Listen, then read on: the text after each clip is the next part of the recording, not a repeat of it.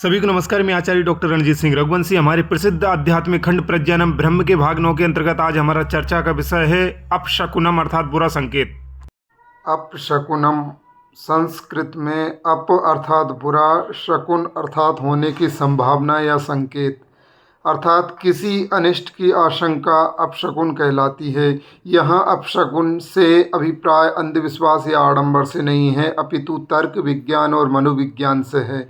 यथा आप कोई प्रज्वलित दीपक लेकर मंदिर जा रहे हैं, मार्ग में हवा चली और दीपक बुझ गया, तो यह इस बात का संकेत है कि वायु बह रही है। यह मौसम विज्ञान का संकेत है। यह इस बात का अपशकुन अर्थात संकेत है कि इस प्रकार असुरक्षित अवस्था में प्रज्वलित दीपक ले जाना आपकी पूजा में बाधा है। दीपक को वायु से बचाकर सुरक्षित ले जाओ।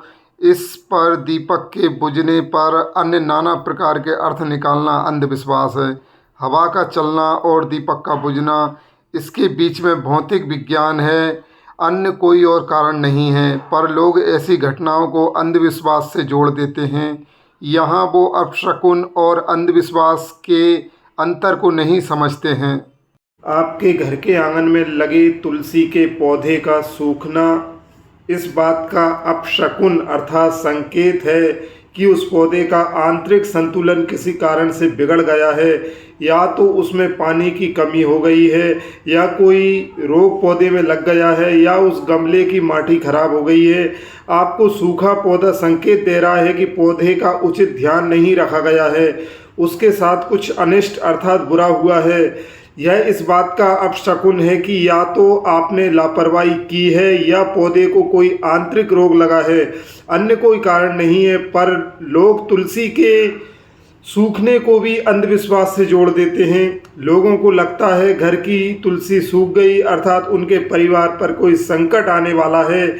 एक बात बताओ, जिनके घर में तुलसी ही नहीं है या तुलसी सूखी नहीं है, पूर्णतः हरी है, तो क्या उनके परिवार पर कभी कोई संकट नहीं आता है? किसी के कहीं जाते समय बिल्ली निकल गई तो कहने लगेंगे कि अपशकुन हो गया, बिल्ली रास्ता काट गई। मैं कहता हूँ कि क्या ऐसा नहीं हो सकता कि तुम निकलो और बिल्ली सोचे कि तुमने उसका रास्ता काटकर उसका अपशकुन कर दिया? या अपशकुन मानवों का ही होता है, पशु पक्षियों का क्यों नहीं? क्या वो जीव नहीं है? जैसे तुम किसी काम से बाहर जाते हो, वैसे बेचारी बिल्ली जा रही है। यदि उसे पता चल जाए कि तुम लोग उसके विषय में इतनी ओछी सोच रखते हो, तो वो कभी तुम्हारा मुंह न देखेगी। कोई अत्याचारी, भ्रष्टाचारी और निर्दयी आदमी रास्ता काट जाए तो तुम्हें अपशकुन नहीं दिखता, पर बेचारी बिल्ली जो अपने भूखे बच्चों के भोजन की जुगाड़ में भटक रही है, उससे तुम्हारा अपशकुन हो जाता है। बहुत विचित्र हो तुम लोग। तुम कहीं जा रहे हो और किसी ने छींक दिया तो तुम्हारा अपशकुन हो गया। अरे उसका छींकना एक मानव प्रक्रिया है। जैसे खांसना, जम्हाई लेना, वैसे छींकना होता है। छींकने पर अंधविश्वास फैला रहे हो। घर में दर्पण फूट गया तो तुम्हें उसमें अपशकुन दिखता है। अरे कांच का स्वभाव है ठोकर लगने पर फूटना, उसमें क्यों अंधविश्वास घुसा रहे हो? कैसे लोग हो? कौन सा विज्ञान पढ़े हो? क्या सिद्ध करना चाहते हो? कब सुधरोगे? जिस मूर्खता में पैदा हुए उसी में मर जाओगे। अपने ज्ञान चक्षु कब खोलोगे? कब जागोगे? अपनी चेतना को कब विस्तार दोगे? कब तक इस अंधविश्वास के कुएं में पड़े रहोगे? अपनी अंतरात्मा में बैठे परमात्मा को कब जानोगे? अपने मूर्खता और अज्ञानता के अपशकुन को तुम कब जानोगे? उस अपशकुन से कब मुक्त होगे? सुबह सुबह कोई पंगु अर्थात लंगड़ा, काण अर्थात एक आंख फूटा या किसी जाति विशेष का व्यक्ति दिख गया तो लोग कहते हैं कि आज पूरा दिन खराब हो जाएगा, अपशकुन हो गया। अरे कल ये लोग नहीं दिखे थे तो तुमने कौन सा तीर मारा था? अरे यदि इन लोगों के पृथ्वी पर रहने से अपशकुन ही होता तो परमात्मा इन्हें अभी तक पृथ्वी पर जीवित ही क्यों रहने देता? इनको तो पहले ही निपटा दिया होता।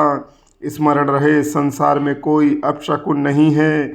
यदि कहीं अपशकुन है तो वो है तुम्हारी सोच में, तुम्हारी शिक्षा में, और तुम्हारे अंतःकरण में सूरदास दोनों आँखों से जन्मांध थे और अष्टावक्र 8 अंगों से विकलांग थे, पर उनकी ख्याति सर्वविदित है। सभी प्राणी एक ही परमात्मा की संतान हैं। तुम मनुष्यों से तो पशु पक्षी अच्छे हैं। वो किसी अंधविश्वास को नहीं मानते, फिर भी वो मनुष्यों जैसे ईर्ष्यालु, लालची, भ्रष्ट और लोभी नहीं हैं। वो मनुष्यों जैसे स्कूल, कॉलेज, ट्यूशन नहीं जाते, फिर भी मनुष्यों जैसे स्वार्थी और पाखंडी नहीं हैं। वो किसी मंदिर मस्जिद में जाकर स्वयं को धार्मिक सिद्ध नहीं करते। वो लाउड स्पीकर पर चिल्लाकर धार्मिक ध्वनि प्रदूषण नहीं फैलाते, किसी का धन नहीं चुराते। वो किसी को हथियारों के दम पर लूटते नहीं, फिर भी जानवर कहलाते हैं। और तुम मानव होकर भी जानवरों से बुरे आचरण करते हो। स्वयं को सर्वश्रेष्ठ जीव अर्थात मानव मानते हो। मानव होने के प्रमाण दो। दूसरे प्राणियों के प्रति अपने भीतर दया रखो। आत्म को जानो और अंधविश्वास का त्याग करो, तभी तुम्हारा मानव होना सार्थक है। मानव योनि में जन्म लेने मात्र से मानव नहीं होते। भगवान श्री कृष्ण स्वयं गीता में कहते हैं, सर्वधर्मान परित्यज्य माम एकम शरणम ब्रज अहम त्वाम सर्व पापेभ्यो मोक्षयिष्यामि मा शुचः। अर्थात तेरी जितनी मान्यताएं हैं, जितने तेरे आडंबर हैं, जितने तेरे अंधविश्वास हैं और जितने तेरे संशय हैं, उन सभी को तू त्याग, उन सभी को छोड़ और मेरी शरण में आ। अर्थात तेरी अंतःकरण में आत्मा के रूप में जो मैं परमात्मा बनकर बैठा हूँ, तू उसे पहचान। मैं तुझे तेरे सभी अंधविश्वासों से, तेरी सभी मान्यताओं से, तेरी सभी कुप्रथाओं से और तेरी सभी त्रुटियों से, तेरे सभी पापों से तुझे मुक्त कर दूंगा। किंतु तू मेरे अंदर उतर, तू मेरी शरण में आ। गीता पढ़ो, उपनिषद पढ़ो, अपने अंतःकरण में बैठे परमात्मा को जानो। कहाँ के अंधविश्वास में पड़े हो, किस भ्रम में फंसे हो। अपशकुन और अंधविश्वास के अंतर को जानो। अपशकुन उनके साथ हुए या होने वाले अनिष्ट का संकेत है जो तुम्हें दिखा है। तुम उसे स्वयं से मत जोड़ो। यदि तुलसी का पौधा सूख गया, कोई लंगड़ा या विकलांग व्यक्ति दिख गया, काणाहा अर्थात एक आंख वाला व्यक्ति दिख गया, कोई विधवा दिख गई, किसी किन्नर या दरिद्र के सुबह सुबह दर्शन हो गए, तो ये अपशकुन तो है, पर इस बात का अपशकुन या बुरा संकेत है कि उनके साथ कुछ ना कुछ बुरा हुआ है, कोई बुरी घटना घटी है, कोई असामान्य घटना घटी है, उनके साथ अपशकुन हो चुका है। इसी कारण तो आज भी तुम जैसे नहीं हैं। वो असामान्य हैं, किंतु उनके साथ हुए अपशकुन को तुम स्वयं से मत जोड़ो। हो सकता है उनसे कुछ गलतियां हुई हों, उनके साथ कुछ प्राकृतिक घटनाएं घटी हों, कोई वैज्ञानिक कारण रहे हों। ऐसे असामान्यों के प्रति सहानुभूति रखो, उनके प्रति दया रखो। उन्हें हीनता की अनुभूति मत कराओ। उनके द्वारा हुई गलतियों से तुम सीखो, तुम सुधरो, तुम सचेत हो जाओ, पर अंधविश्वास मत फैलाओ। उनके साथ घटी घटना को तुम स्वयं के लिए अपशकुन मत मानो, अपितु सीखने और अनिष्ट से बचने का अवसर मानो। उसे नकारात्मक नहीं, सकारात्मक रूप में लो। किसी ने नए भवन पर काला कपड़ा टांग दिया, किसी ने पुराने जूता चप्पल लटका दिए। भवन का उद्घाटन हो रहा है, भवन के भीतर वैदिक मंत्रोच्चार चल रहा है, भवन के भीतर सत्यनारायण भगवान की कथा चल रही है और उसी भवन पर पुराने जूता चप्पल लटके। पूछो तो बताते हैं कि भवन को बुरी नज़र से बचाने के लिए जूता चप्पल लटकाए हैं। मुझे समझ नहीं आता कि तुम कैसे धार्मिक हो, तुम्हारी कैसी आस्था है। तुम बुरी नज़र से भी डर रहे हो और ईश्वर में आस्था भी दिखा रहे हो। यदि ईश्वर में तुम्हारा वास्तव में विश्वास है, आस्था है, परमात्मा पर श्रद्धा है, तो फिर बुरी नज़र वाले की औकात ही क्या कि वो तुम्हारा कुछ बिगाड़ सके।